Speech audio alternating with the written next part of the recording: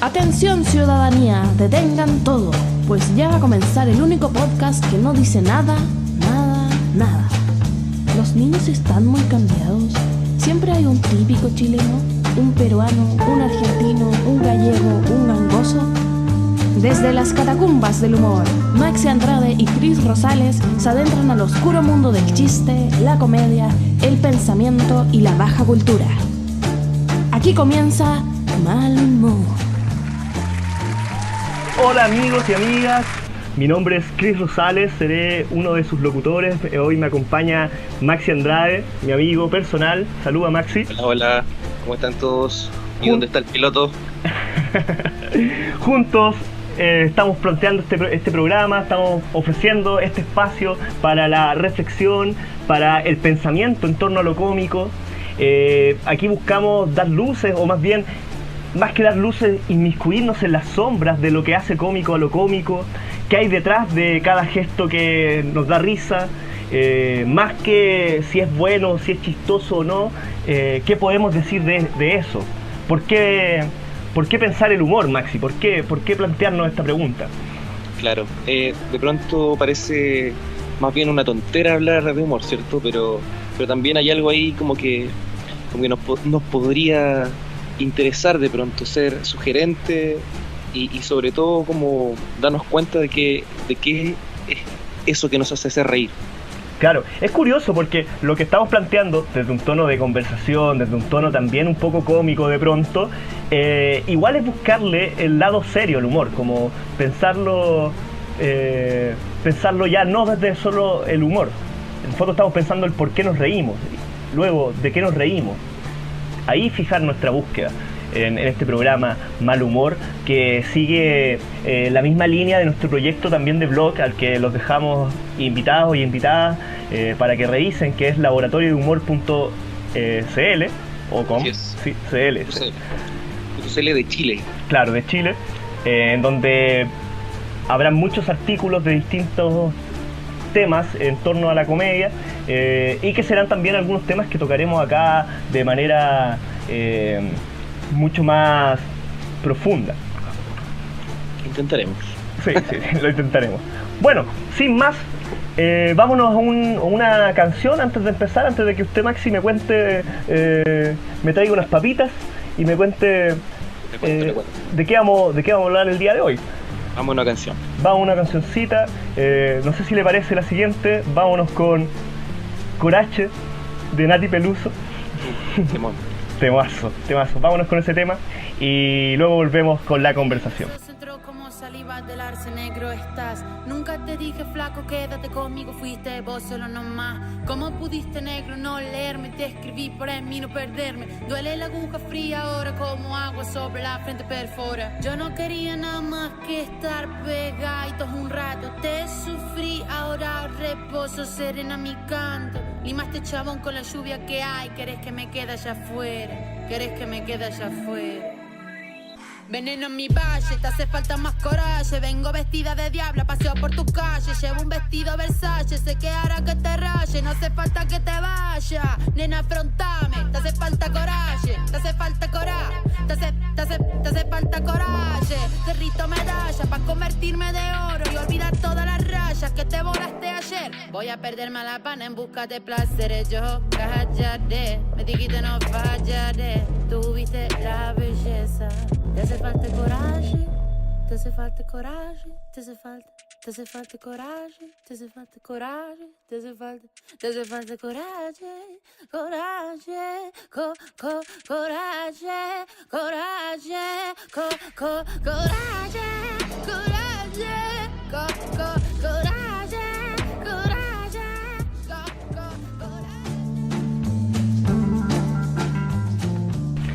Y bueno, Maxi, tú me tenías ya un temita. ¿Cuál va a ser el primer tema que vamos a conversar? Una cuestión súper chistosa, ¿eh? El humor post-dictadura. Uy. Así de serio, nos metemos directo. Vamos al hueso desde ya. No. Es que, ¿sabes qué? Es importante porque, bueno, hay que decir que nosotros somos de la edad precisamente de la post-dictadura, ¿no? Nacimos, claro. Y estuvimos ahí y nos reímos con todos los chistes de todos los humoristas de Viña.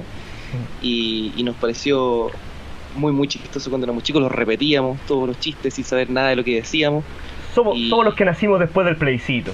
Claro, somos los hijos de Melón y Melame, somos los hijos de Dino Gordillo, que estará de nuevo en Viña del Mar. Los hijos de los indolatinos, los hijos de Álvaro Salas. Por sobre todo los hijos del Flaco y el Indio, ¿no? Ah, por supuesto, porque esa no es solo una marca de generación, sino que también una marca de clase, que podemos conversar un poquito más adelante, adentrados ya en la conversación. Sí. Bueno, es interesante este tema y te lo planteo también, porque quisiera saber tu opinión, porque de alguna manera siempre se habla del humor, o se habla del humor respecto a una cuestión muy poco trascendental, ¿no? Uh-huh. Como más bien una anécdota, como si estos humoristas estuvieran ahí con pic de sintonías casi todas las semanas que dura el festival, por ejemplo, durante los 90, con millones de personas viéndolo en la televisión, Uh-huh. que muchas veces fueron los más vistos de esos festivales, y que de alguna manera siempre se analizaba desde la farándula o desde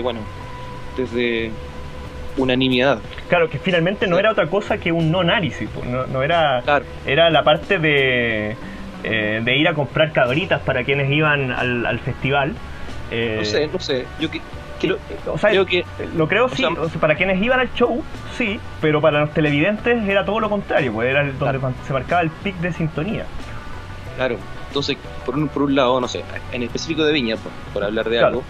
algo, ponte tú, las canciones que iban a la competencia no le importan a nadie, y si hablamos o recordamos muy bien todas las rutinas, y yo creo que podríamos citar más de algún chiste de memoria de los 90, ¿no? Bueno, sin ir más lejos, se dio una cosa muy rara en este periodo, que es el chiste, hablando de chistes de memoria, el chiste de memoria de Sandy, donde el público lo recitaba, Jañaña. sí, del Jañaña, haciendo trampa igual, pero más o menos todos se lo sabían, ¿no? Que fue muy curioso, y eso no se ha vuelto a repetir, a pesar de que hay muchos comediantes, no solo Sandy, que han repetido chistes una y otra vez en todas sus presentaciones. Sí, también es como son como caballitos de batalla, sus canciones.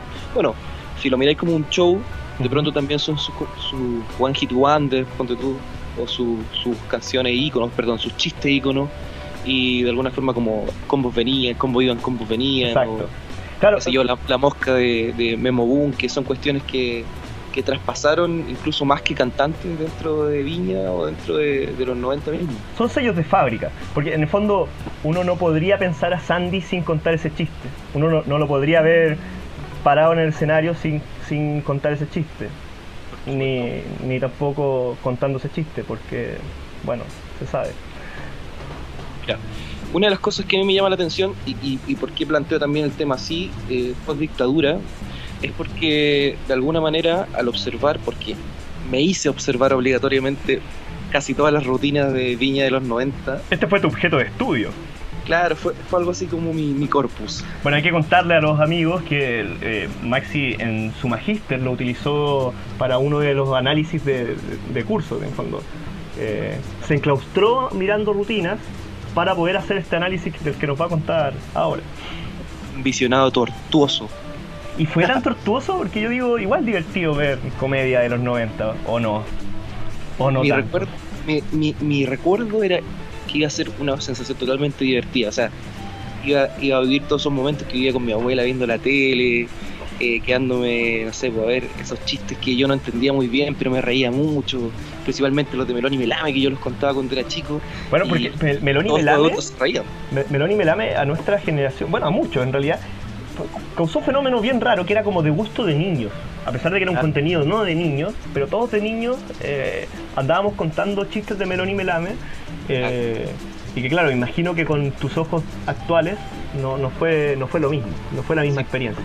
Me llevé varias sorpresas de tinte más bien discriminatorios de todos estos humoristas, pero también, o sea, no hay que desconocer por eso el carisma, qué sé yo, el trabajo que ponían detrás. O sea, también no se trata de enjuiciar por el texto que... Exacto.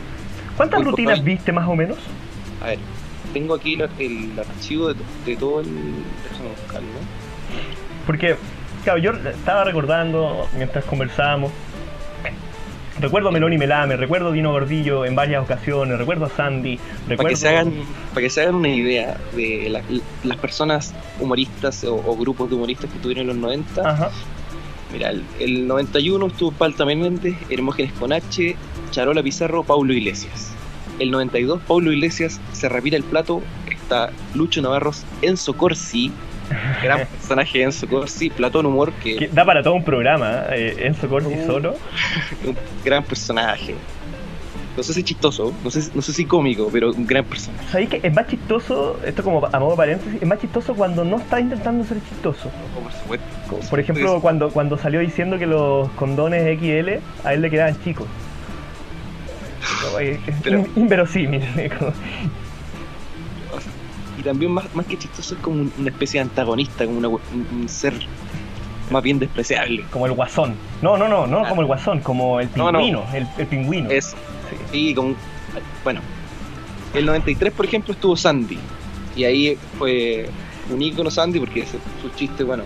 Ahí estuvo Sandy con piernas. Ah, sí. Con piernas. Claro, tiene varias la fue perdiendo de a poco. El 94 estuvo Palta Meléndez, Julio Zavara, Jorge Chino Navarrete. El 95, Happening con Ja, que es una especie de resabio de los años 80. Gloria Benavides, Cuatro Dientes, que podríamos envolverlo en el mismo papel. Y estuvo de nuevo Paulo Iglesias, que me parece importante porque ya ha estado 3 veces desde el 91 al 95. Interesante que Gloria Benavides, de lo que has nombrado, es la primera mujer que aparece al menos de lo que nos mencionaste, ¿o no? Bueno, eso es una de las cosas que... Mira, déjame seguirte nombrando algunos de los que hay hasta el 99, que son, por ejemplo, Dino Gordillo, que se repite el 96, 97 y 98, Los Indolatinos, Dinamita Show, por ejemplo, Jorge Pérez, Palta Meléndez, Palcho del Sur, Oscar Gangas, de nuevo Gloria Benavides, Dino Gordillo, 99, ya lo había dicho, Meloni Melame, 99. Y esos son para redondear los años 90. ¿Y qué sorpresas te llevaste en esta revisión? Mira, después de ver muchos, no todos, no vi todo, no pasé por todos los humoristas, pero sí noté muchos hilos en común, y yo diría que se podrían, no sé si estás de acuerdo tú, se podrían dividir más o menos en 3, o los pilares que sostenían los guiones. Veamos. Que son primeramente la resistencia al cambio, que es un tópico que no es precisamente de esta década, pero que sí se acrecenta porque hay cambios que son profundos y que están sucediendo, que no menores, digamos, o sea, se está saliendo de una dictadura y más bien no es se podría conversar en extenso en esto, pero no es, digamos, un cambio rotundo, digamos, en el tiempo, que se cambia el switch tan rápido, sino que hay un desplazamiento de comportamiento de las personas y que obviamente se ve expuesto en el lenguaje que usan. Ya, pero detente ahí antes de ir al siguiente grupo, claro, que se puede meter a todos estos comediantes. ¿Qué significa en rigor? O sea, ¿en qué chistes lo vemos? ¿Los niños están muy cambiados en ese tipo de tópicos? Precisamente, la juventud ha cambiado, los comportamientos han cambiado, en general todo ha cambiado, y los humoristas están en su mayoría desde una posición, desde un lugar de enunciación, desde el que pretende sostener que ese cambio es malo o es dañino, claro, de algún modo. Entonces, de hecho, de ahí parte la idea de comicidad dentro de ese... Claro, y muchas de las rutinas se sostienen precisamente en esto, como antes, bueno, tópicos como la edad de oro, qué sé yo, son comunes porque antes todo era maravilloso, qué sé yo, los jóvenes eran, no así dicho con esas palabras, pero se da a entender que todo antes era mejor. Y yo francamente lo dudo. sí, por supuesto que no, pues es una de las grandes falacias históricas, como la idea de todo pasado fue mejor. Claro, por supuesto. Bueno, es un tópico literario, entonces es al menos un lugar común. Claro, pero tomadito de la mano de este tema, hay otro que es súper cuático, porque en el fondo hay una delimitación de la diferencia, y esta diferencia no es solo temporal, ¿cachai? Sino que también hay una diferencia clara en los tipos de personas. Entonces, cuando se delimita, por ejemplo, el tiempo, también se delimita desde las minorías, por ejemplo. Se delimita lo que se entiende por mujer, se delimita lo que se entiende por homosexual, se limita lo que se entiende por niño, por ejemplo. Tres cuestiones que son como muy cargadas y que uno los puede ver en casi todos los chistes de los años 90, y que también quería proponerlo desde esa perspectiva, porque yo siento que, claro, los 90 se podrían decir que es del, no sé, 90 hasta el 2000, pero quizás hay un rezago. Yo lo separaría más bien desde el 90, 91 hasta el 2003, por ejemplo, que es donde ya se empiezan a ver humoristas que no tienen los mismos parámetros. Que desdibujan el escenario previo. Claro. ¿No? Oye, y una pregunta, en ese mismo bloque entra el rollo de las enfermedades, por ejemplo, esta cosa de había un tontito, ese tipo, ¿lo metes en ese mismo saco? Sí, o sea... ¿O estás pensando más bien en temas como la xenofobia, la homofobia, la lesbofobia? Sí. Bueno, la lesbofobia a tal punto que nunca, entiendo que en los 90 no hay chistes de lesbianas. Jamás. No, o sea, pensado. Sí, la figura de la lesbiana está totalmente anulada, o sea, y creo que eso hasta hace muy pocos años era así, o sea. Claro. De hecho, hoy en día son más bien under los personajes que se han hecho cargo de ese tipo de humor, que, no sé, Subo Paso de pronto como la mayor exponente desde esa posición. Acá sí, po. Sí, po. O sea, Hannah Gatsby como internacional. Es un tema que te cruza minorías, ¿cachai? Claro. Entonces, cuando tampoco habláis, por ejemplo, de negros homosexuales, no se habla de, por ejemplo, transexuales, o sea, son temas que, imagínate no sé, la reacción que hay solo al nombrar temas de homosexualidad o de extranjeros, migrantes, que ni siquiera el humorista intenta acercarse a otros temas, ¿cachai?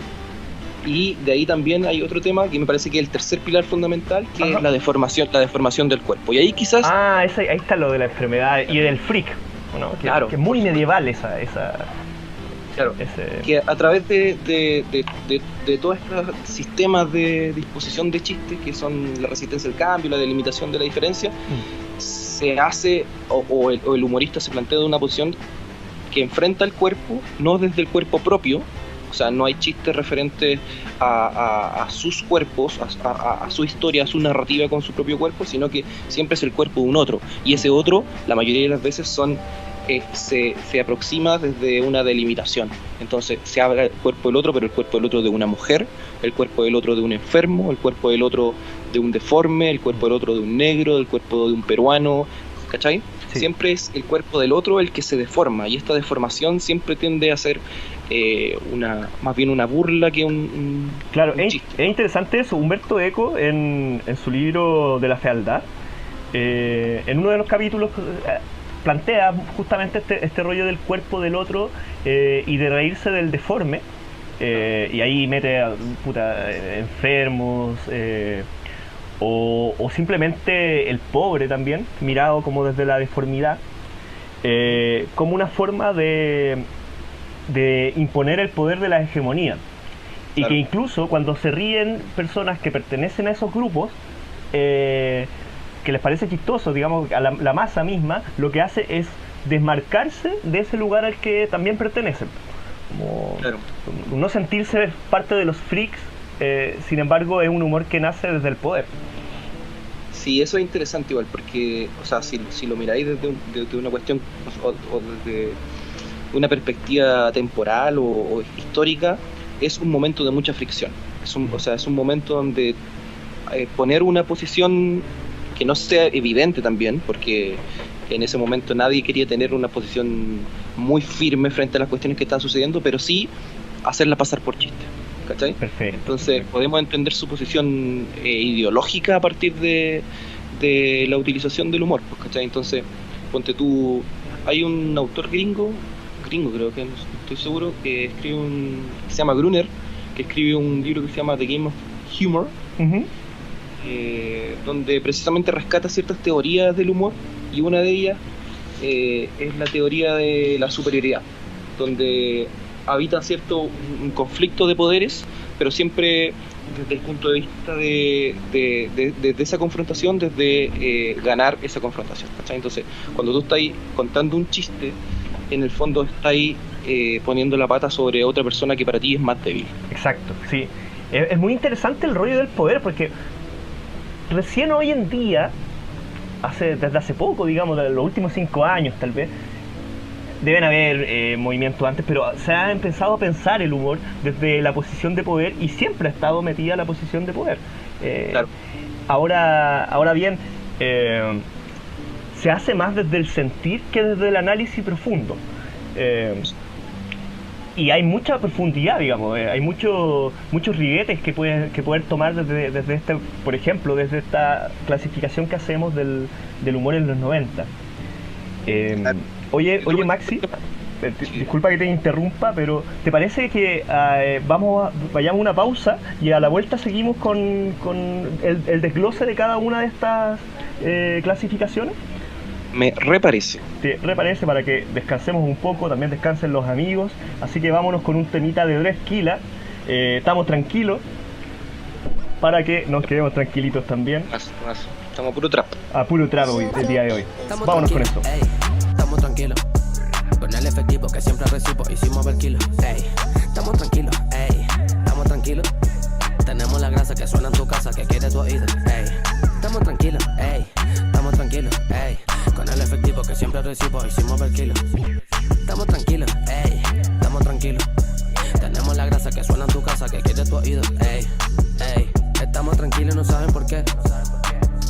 Tú tienes una mami, yo ya tengo 3. Tú sigues buscando, yo ya lo encontré. Ahora todos siempre me tuvieron fe. Los malos amigos ya los deseché. Los buenos amigos nunca los olvidé. Tu nena te ama, eso yo lo sé. Si Claudio la llama, se olvida de usted. Tú serás del callejón, a mí me guía la luz. En la calle eres cabrón, casi te crees Jesús. Nunca he tenido un cañón, ni vende droga mi crew. Pero si hago una canción, facturo el triple que estamos tranquilos, estamos tranquilos. Con el efectivo que siempre recibo, hicimos ver kilos, estamos tranquilos, estamos tranquilos.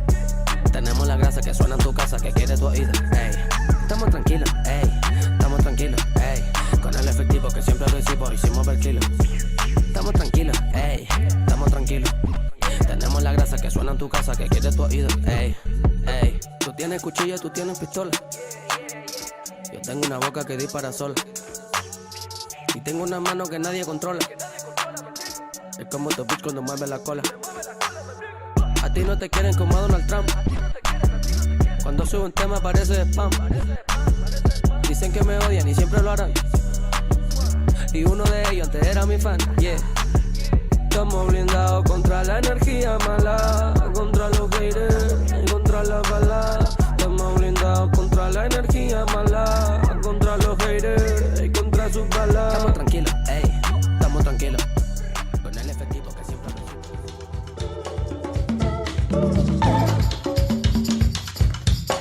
Quieren quedar más flaco que una rodilla de canario.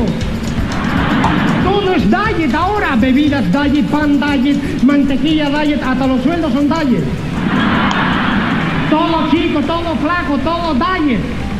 Y antiguamente la belleza de la mujer estaba en la gordura. Sí, ahora las mujeres son flacas, son ricas, pero antes no. Antes la belleza de la mujer estaba en la gordura, mientras más gorda, más bonita. Antes se ponían un traje de baño de 2 piezas, claro que le quedaba el línea, el comedor afuera. Se caían de la cama, se caían para los 2 lados. Si no se caían, se desparramaban. Con ese hermoso chiste, bueno, ahí hay varios tópicos en uno. Tenemos a Pablo Iglesias del año 92 en el Festival de Viña. ¿Qué tenemos que decir de esto, Maxi? ¿Dónde lo clasificas? Y lamentablemente se ha puesto un chiste clásico que era tan gordo que se caía por los 2 lados, ¿no? Que sigue vigente, incluso en algunos comediantes que se han resistido al cambio, ¿no? Que claro, pues no es solo que... O sea, esto no es solo que sea un chiste tipo algo, sino que hay una mezcla de ciertas cuestiones. Primero que en lo general de la rutina, Pablo Iglesias lo que hace es comentar lo cambiado que están las mujeres, lo cambiado que está el país, qué sé yo, pero precisamente lo cambiado que son los comportamientos de aquello que él cree que es ajeno, que en este caso es que es una mujer. Entonces él desde su posición, obviamente, de privilegio, enuncia este pequeño chiste, pero que en el fondo da cuenta de muchas cosas más, ¿no? Claro, se nota su resistencia al cambio, digamos, en los inicios de cada uno de los chistes, y en los chistes aprovecha de meterse en las otras categorías, como la de entender a la mujer como desde la perspectiva de la deformidad, de la gorda. Un poquito antes habían chistes sobre suegras y cosas de ese estilo. ¿Y qué pasa con este tipo de humor? ¿Cómo envejece este humor? Pasa que ya es poco probable que escuchemos este tipo de rutina, quizás porque obviamente son muy inadecuadas, o sea, son increíblemente políticamente incorrectas, por decirlo de alguna manera, pero también porque ya no es chistoso meterse con el cuerpo de los demás, pues ya nos dimos cuenta que no es gracioso, porque también el cuerpo de los demás también ahora lo interpretamos como nuestros propios cuerpos, de alguna manera. ¿Sí? Entonces, por ejemplo, podemos entender que este humor de los 90 no se hace cargo de esas cuestiones, no se hace cargo primero de la narrativa en primera persona, que en algunos ejemplos sí, obviamente, hay una narrativa donde el personaje interactúa con otros personajes y es el mismo, pero en gran parte de las rutinas no es así. O sea, el personaje cuenta chistes y son chistes que son sueltos en su mayoría, o sea, no hay una rutina armada como ahora que no sé, Bombo Fica, que podríamos incluirlo dentro de estos humoristas de los 90, pero que precisamente en el tiempo se da después del 2005, no me acuerdo específicamente qué año, pero vemos una gran diferencia, que Bombo Fica, por ejemplo, se hace cargo de ese discurso e integra su propio cuerpo a la narrativa del su guión, ¿cachai? Él, por ejemplo, no sé, Master Plop o todas estas cuestiones que él cuenta son desde su perspectiva, entonces él pone su propio cuerpo al servicio de lo que está contando. Ahora, uno puede estar de acuerdo o no, cómo lo cuenta y qué son las cosas que cuenta, pero creo que ya hay una separación evidente en lo que están contando. Claro, está más este rollo del self-deprecating, claro, como del burlarse de uno mismo, más propio del stand-up, que el humor de los chistes, el humor de chistes sueltos sin conexión, y del otro siempre. Sí, porque uno está acostumbrado, y yo creo que por eso el stand-up aquí ha causado, no sé si furor, pero es evidente que hay una diferencia grande entre contar chistes sobre algo a poner el cuerpo en el fondo al servicio de la narrativa, que en el fondo lo que hace el stand-up, que aparte de que están de pie contando historias, son historias que son de ellos, ¿cachai? Claro. O en la ficción siempre hay un personaje y ese personaje lo interpretan ellos, ¿cachai? Oye, pero a mí me cabe una duda, y es efectivamente hemos superado este humor, porque me pasa que, por ejemplo, pronto va a estar Dino Gordillo en el festival, y a priori yo estoy seguro que va a ser un éxito, digamos, sería muy raro que no lo fuese. Es como... Sí, o sea, yo creo que no, porque que no, o sea, no sé si tampoco se superan los chistes, ¿no? Porque son en el fondo son reacciones o discursos que se sostienen en algún tipo de verdad, si se puede decir, no sé si de verdad, no de verdad, pero sí de algún tipo de conocimiento popular. Entonces, en ese conocimiento popular tiene que haber cierta verosimilitud con lo que la gente cree. Claro. Entonces, si te hace reír de alguna manera, está ahí en esto que llamábamos esta confrontación de superioridad. Cuando te reís de eso, te creís en el bando ganador. Es curioso porque ¿quién fue el comediante que lo pifiaron mucho? Oscar Ganga, que lo pifean mucho, y él, para salir, trata de hacer un chiste sobre una violación. Ese chiste es muy terrible, digamos, muy ofensivo. Sin embargo, las pifias no se deben hacer a ese chiste. Claro. Lo está pifiando por fome, derechamente, como que la revisión de que el chiste es incorrecto aparece hoy en día. Sin embargo, es evidente que ningún comediante, ni siquiera de la vieja ola, como en algún escenario, podría llegar a hacer este chiste hoy en día. O podría hacerlo con mucho desatino, pero se le vendrían las penas del infierno y con razón, digamos. O sea, me parece que es como un mínimo de concesión que alguien tiene que hacer cuando se enfrenta a un público que en el fondo también es comunidad. Pero lo que te decía respecto a si esto pasa o no, no solo si es que pasa de moda, sino que si este humor o estos chistes o estas anécdotas, qué sé yo, tienen que ver con la temporalidad misma. Yo creo que en específico aquí sí, pero también son cuestiones que han pasado, no sé, por la historia. Ponte tú, Platón en diálogos con Sócrates reconoce que la comedia... Se puso filosófico Pichi.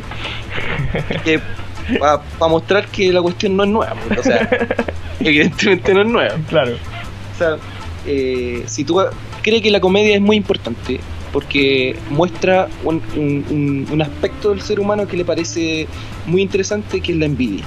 Y que sostiene que más o menos que sería una satisfacción que le produce, pero una satisfacción maliciosa, que lo precisa en la deformidad y en las minusvalías y en la sensación de superioridad respecto a esa deformidad. Por eso hay, en el fondo, se ríe del deforme, se ríe del feo, se ríe de aquel que no es normal, se ríe del que se cae también, de la torpeza del otro, pero se ríe de aquel que es inferior. O sea, si es que ese ser que es feo, deforme, extraño, es más poderoso, cree que esa anécdota es detestable, ¿cachai? Entonces ahí igual hay una... ¿Y se te ocurre algún ejemplo de eso? ¿O se te viene a la mente un ejemplo de esa inversión de un weón poderoso en condición desdeñable? Mira, no sé si se me ocurre un ejemplo así muy certero, pero yo me sorprendí mucho cuando vi la rutina de Dino Gordillo, a propósito de eso, que creo que es la del 97. Ajá. Que Dino Gordillo está, qué sé yo, haciendo sus chistes, y entre medio hace una imitación a Pinochet, que me pareció ya que no lo recordaba, tenía 7 años. Claro, porque no era una imitación para... Tampoco lo nombra, tampoco dice estoy haciendo una imitación de Pinochet, sino que de pronto él se siente tan confiado, que ya tiene al público en el bolsillo, que él empieza a imitar a Pinochet, siendo no parte de su rutina, sino que como una libertad que se toma, pero es casi como una especie de veneración, como que si, no sé, una apología. Claro, como que en el fondo está celebrando esa imitación, pero ese no es el chiste, ¿cachai? Sino que ahí no hay chiste, ¿cachai? De hecho, la gente, o sea, no se toma como un chiste y es como que queda una especie de silencio medio incómodo, porque claro, el que está en el fondo no lo deforma, no lo cuestiona, no lo transgrede, y por lo tanto no es parte de su guión, y por lo tanto no es un chiste, ¿cachai? Porque entiendo yo que hay una superioridad en este caso del objeto del chiste. Sí. ¿Y qué es lo inverso? Porque hay otra forma de no hacer un chiste, pero que sí es confrontar el poder, que es lo que hace Natalia Valdebenito, ya salido por supuesto de la ola de este humor de los 90, cuando para la rutina y le habla directamente a Piñera y a Ricardo Lagos y le dice: no los queremos de nuevo. Y no es un chiste, pero sí es una confrontación, a diferencia de lo que hace Dino Gordillo, que es más bien un posicionamiento ideológico sin querer hacerlo. Sí. No, porque tú las imitaciones que hace Palta Meléndez también, siempre hay una distancia respecto al objeto que está imitando, por ejemplo, ¿cachai? No hay una apropiación de esa voz, por ejemplo, ni una reivindicación del chiste. El chiste no cuestiona nada. Bueno, sin ir más lejos, Palta Meléndez era quien tenía permiso de el general Pinochet en ese entonces para imitarlo. Sí, bueno. Claramente no era un cuestionamiento, digamos, era casi un elogio. Que ahora nos parecería que eso es lo chistoso, que como que claro, es esa fricción que hay entre el poder y lo que esta especie de bufón quiere hacer, pero eso no era lo chistoso. Lo chistoso era que él creía que se parecía y, bueno, no era nada chistoso. Claro. Oye, amigo, y para ir cerrando, ¿Qué otro ejemplo podríamos dar de alguna de las otras clasificaciones? Veamos, por ejemplo, los indolatinos, que son más o menos a mano. Sí, voy a ponerle play. Abro la puerta que da hacia el patio. Lo primero que veo es un tipo con una bicicleta al hombro que iba a parar. Cuida. Estaba robando. Ah, no iba a estar sembrando. Pues. Gracias. Te desmayaste en el patio de tu casa a las 3 de la mañana. ¿Qué es lo que es eso? Sí, colipato, po. Ya. ¿Y cómo te desmayaste? Yo estaba durmiendo a esa hora así, chiquillos, como duermo yo, sí, con mi ojito bien cerrado. Cuando de repente siento un ruido espantoso en el patio. ¿Y qué hiciste? Abre los ojos. Es interesante lo que pasa en este caso de los indolatinos, porque en relación a lo que hablábamos antes de la figura del stand-up, o de lo que rompe el stand-up, en donde la burla empieza a ser hacia sí mismo y hacia tus propias calamidades, acá se está haciendo una burla hacia sí mismo, pero sin ser una burla hacia sí mismo, porque en el fondo está haciendo el papel de un homosexual, claro. Un tipo que no es homosexual, y que no solo no es homosexual, sino que lo ve como algo humillante, digamos, algo de lo cual te puedas reír. Sin ir más lejos, él es evangélico, ¿no? Oh, no lo sabía, me pude imaginármelo. Sí. Claro, no, o sea, en el sentido en que él no pone su propio cuerpo al servicio de la comedia, sino que lo interviene a través de un personaje, y ese personaje es tergiversado por medio de esa burla. Y lo deja entrever, de hecho, cuando dice, cuando el otro le pregunta ¿qué es? Y le dice, sí, en colipato, y eso se lo dice desde él, no desde la posición que estaba. Sale el personaje. Claro. Y bueno, esto igual no es nuevo, yo no sé si, o sea, nunca hay que ser tan determinante en el sentido temporal tampoco, porque el 84 se presenta Hermógenes con H en Viña también, y con su famosa rutina de ukelele, soda pizza, qué sé yo. Después la toma Felipe Abello en la parodia 2010, que claro, ahora uno viendo esos videos tampoco queda tan claro, o podría no quedar tan claro que es una parodia, pero tampoco. Y ponte tú Tony Svel, que ya es como el culmine de todo este tipo de humor, ¿cachai? Que yo creo que ahí también un poco termina esto. Tony Svel, y también los peluqueros del Happening, donde estaba Claudio Reyes y Rabani. No, el otro. Y Rabani, pero no me acuerdo los nombres de los peluqueros. El Cochihuas, ¿te acuerdas del Cochihuas? Ah, sí. Era ese papel nomás, y parece que él salía en una teleserie tipo marrón glacé, no sé, puede que me esté equivocando. Si ustedes auditores lo saben, pueden escribirnos, pero claro, antes existía mucho de ese tipo de personaje que ahora afortunadamente no se ve, y que es una pena en realidad, porque yo creo que ¿cómo eso? O sea, no es una pena que equivoqué mis palabras. Quiero decir que es una pena por los comediantes, porque creo que sí hay talento, hay histrionismo, pero claro, también no es una pena porque ellos están tomando sus propias decisiones, y ahora... Claro, y hay una posición de irreflexión también, digamos, como, no sé si de víctimas, pero yo no sé si están muy conscientes de lo que están haciendo. Yo creo que sí, son plenamente conscientes de lo que están haciendo, o sea, pero tampoco en ese momento no había ningún tipo de juicio, entonces tenéis todo el poder para hacer lo que tú queráis, porque no va a haber ninguna repercusión inmediata. Ahora eso es distinto, eso lo ha cambiado todo. Entonces yo creo que, por ejemplo, si tú me preguntáis qué creo ahora de si es que ellos hicieran los mismos chistes o no, yo creo que ellos probablemente están pensando lo mismo que hace 20 años, o sea, también de lo que yo creo. Pero es posible que no hagan esos chistes o no lo hagan en la tele, porque de pronto yo me imagino que en no sé, shows de empresa, no sé, pues, bueno, también eso es un poco, o sea, enjuiciar también, de pronto también ha cambiado. Y bueno, yo sé en realidad, pensemos que sea así. Yo sé que en el caso de Álvaro Salas no es así. Él en sus shows de empresas, shows no televisados, hace chistes, por ejemplo, de homosexuales que no podría hacer